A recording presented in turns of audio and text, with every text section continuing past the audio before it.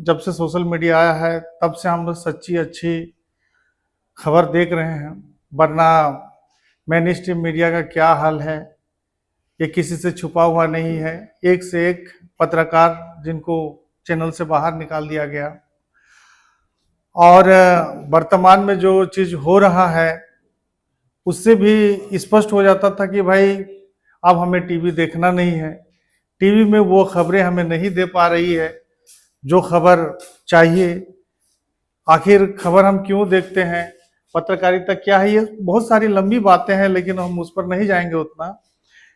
लेकिन वर्तमान स्थिति को देखते हुए हम सोशल मीडिया को देखने लगे। पता चला कि हमें संविधान में अधिकार दिए हुए हैं, अभिव्यक्ति की आज़ादी, हम आवाज उठा सकते हैं, संगठन बना सकते हैं। ये तमाम तरह की चीज़ों को जब हमने देखा समझा तो मैंने भी इस इलेक्ट्रॉनिक युग का फायदा उठाते हुए सोशल मीडिया प्लेटफॉर्म खोला छोटा सा। आज कहीं ना कहीं लगभग 1.5 से 2 लाख आदमी फॉलो किए हुए हैं। निरंतर लोग देखते हैं चैनल को, 30 से 40 हजार व्यूज मोटा मोटी आ ही जाता है। लेकिन इस दौरान भी हमने देखा, हमारे बड़े भाई जी ने जो बात कही कि भाई मेन स्ट्रीम मीडिया जो है कि कभी कभी आप लोग देखे होंगे टीआरपी के लिए काम करता है, पत्रकारिता जो हो रही है उसमें ऐड के लिए काम हो रहा है कि भाई अगर हम ये खबर छाप चला दें तो हो सकता है मेरा जो ऐड देने वाला मालिक है वो नाराज हो जाएगा, तो आखिर ये खबर छपेगी कैसे। तो कहीं ना कहीं अगर सच्ची पत्रकारिता हमें कहीं देखने को मिल रही है तो वो है सोशल मीडिया। और कभी कभी तो ऐसा भी लगता है कि आज अगर सोशल मीडिया हमारे यहाँ नहीं होता तो मुझे ऐसा लगता है कि देश पुनः गुलाम हो जाता। क्योंकि आज अगर देश का जान अगर किसी ने बचाया है तो सोशल मीडिया ने बचाया है। क्योंकि मेन स्ट्रीम मीडिया, हर एक मीडिया हाउसेस को देख लीजिए आप, तो कहीं ना कहीं उद्योगपति घराने से जुड़े हुए हैं, सरकार का गुलामी कर रहे हैं। जबकि पत्रकारिता का ये धर्म है ही नहीं। किसी भी खबर को हम निडर होके, निर्भीक होके लोगों के सामने हम प्रस्तुत करते हैं। और आज ये हम लोग शुरू से जान रहे हैं कि पत्रकारिता जो है कि समाज का आईना है। लेकिन क्या आज पत्रकारिता समाज का आईना है? पत्रकारिता तो एक माने एक थर्ड लेवल का कहिए या तो अव्वल दर्जे का कहिए, तलवा चाटने वाला एक प्लेटफॉर्म बन गया है। किसी को कोई मतलब नहीं है वंचितों की आवाज को दिखाना, शोषित की आवाज को दिखाना, सरकार के कामकाज के चीजों को दिखाना। कभी कभी हम लोग भी नहीं दिखा पाते हैं क्योंकि हम लोग पे ऊपर से दबाव आ जाता है, भाई इस मुद्दे पर बात मत करो। लेकिन कहिएगा कि आप कैसे काम कर रहे हैं सोशल मीडिया में है तो भाई हम तो लैंड सर्वियर हैं, प्राइवेट में हम काम करते हैं, 2-5 हजार रुपया कमा लेते हैं। हमारे ही मूल निवासी के लोग पढ़े लिखे शिक्षित, मैं उसकी बात करता हूं, वही इतना उनमें किस कौन सा व्यवस्था उन्होंने दिमाग में पाल रखा है कि हमारे ST/SC OBC मूल निवासी का बच्चा अगर हमारे मैदान में है, पत्रकारिता कर रहा है, लोगों को अगर संदेश दे रहा है तो हम उसे मीठा जहर कहें?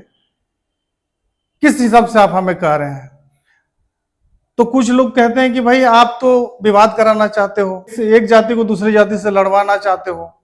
तो भाई अंग्रेज के जमाना, अंग्रेजों ने हमारे भारत को लूटा डिवाइड एंड रूल करके, आज भी लूट रहे हो आप डिवाइड एंड रूल करके।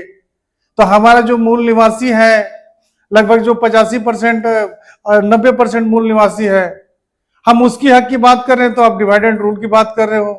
कई लोगों ने मुझे धमकी दी और निरंतर धमकियां आती रहती है। लेकिन मैं बता रहा हूं कि ऐसे कुकुर मुत्ते को मैं रोज 10 लोगों को ब्लॉक करता हूं अपने चैनल के माध्यम से। मैं कुकुर मुत्ता इसीलिए कह रहा हूं इन लोगों को क्योंकि ये लोग जब समाज में, जब भी हम ST/SC OBC की हक की बात करते हैं तो ये लोग सामने आ जाते हैं, भाई ये तो खिलाफ है, ये इसके खिलाफ है, आप उसके खिलाफ है, आप वीडियो मत चलाइए। तब तक बड़े बड़े उनके जो अहदेदारान हैं उनसे फोन करवाएंगे, बोलेंगे भाई आप इस तरह का काम मत करिए, इस तरह का काम करने से समाज में डिवाइड हो रहा है।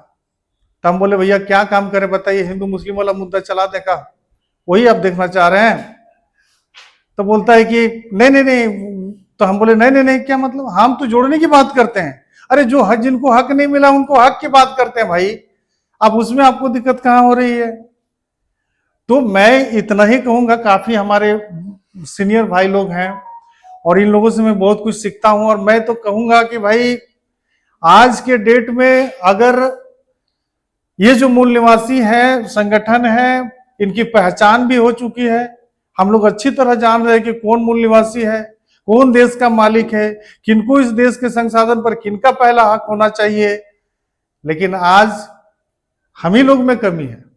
हम लोग को जैसे ही नौकरी मिलती है कि हमने देखा है कि हमारे मूल निवासी भाई लोगों को जब नौकरी मिल जाती है तो वो उसी व्यवस्था, जिस व्यवस्था में उसकी गुलामी लिखी, उसी व्यवस्था की वो माने क्या सरोकार बन जाते हैं, वो रक्षक बन जाते हैं।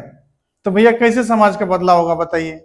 हम लोग रात दिन मीडिया में कुछ बात करें, कुछ भी करें, अब रोजी रोटी के लिए तो मेरे लिए तो सवाल नहीं बनता है। मुझे कोई इस बात की धमकी नहीं दे सकता कि भाई आप इस बात को मत चला वरना हम तुमको ऐड नहीं देंगे, फैट नहीं देंगे। हमको तुम्हारी जरूरत नहीं है। हमारे पास उतना कलाकारी है कि जो हम अपना रोजी रोटी का जुगाड़ कर लेते हैं। हमें 500-1000 रुपया की जरूरत नहीं है।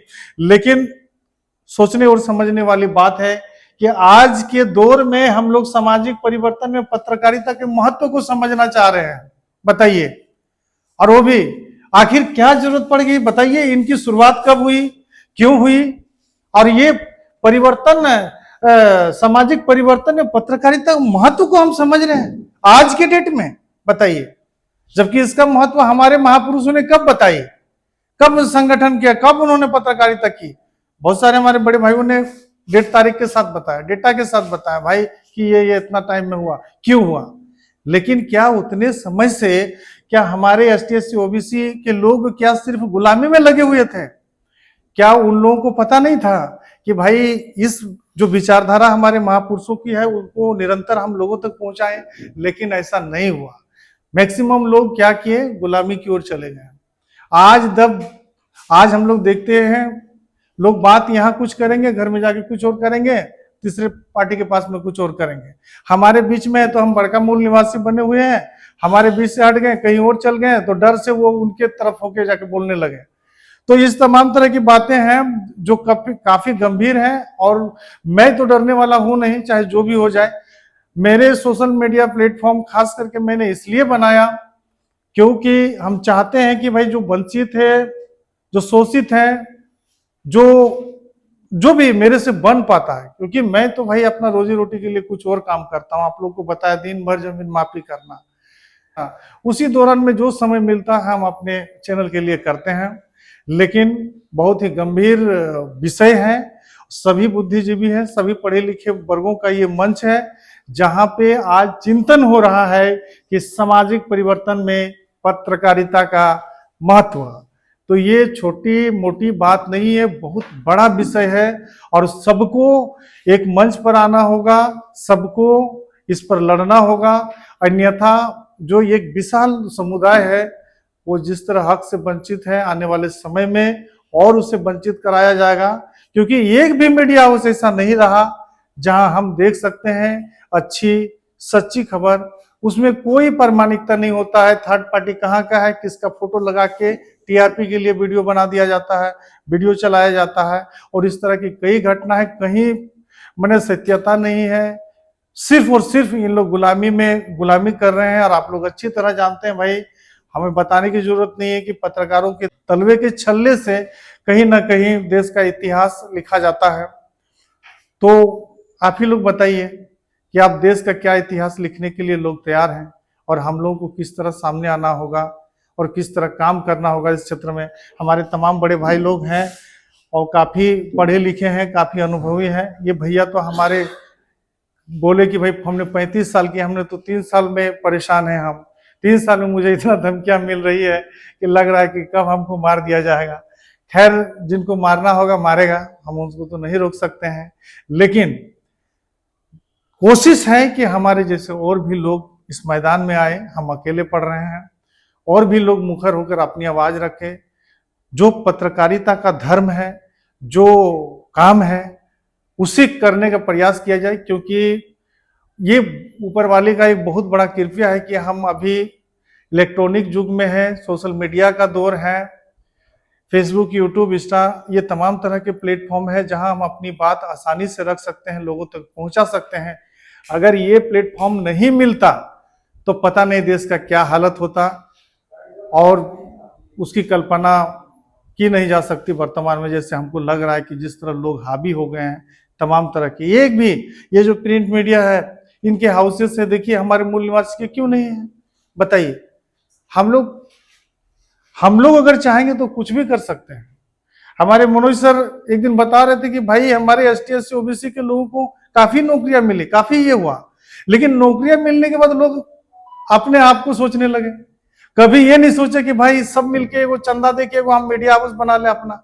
अरे भाई क्यों नहीं बना सकते हैं, क्यों नहीं बना सकते हैं? जब हमारे बाबा साहब ने अधिकार दिया है, तमाम तरह की चीजें दी है, तो क्यों नहीं कर सकते? तो सबसे पहले अगर बचाना होगा तो मैं तो जरूर कहूंगा कि भाई मीडिया हाउसेस बनाया जाए, ये जो पत्रकारिता है अपना हो और सभी मूल निवासी लोग बढ़ चढ़कर इसमें योगदान दे, जो कम से कम आर्थिक रूप से मजबूत है। इतना तो हम जरूर कहेंगे।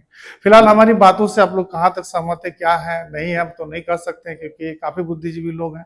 मैं तो एक नौजवान सा लड़का और दिल खोल के बोलने वाला। चलिए, थैंक यू जी।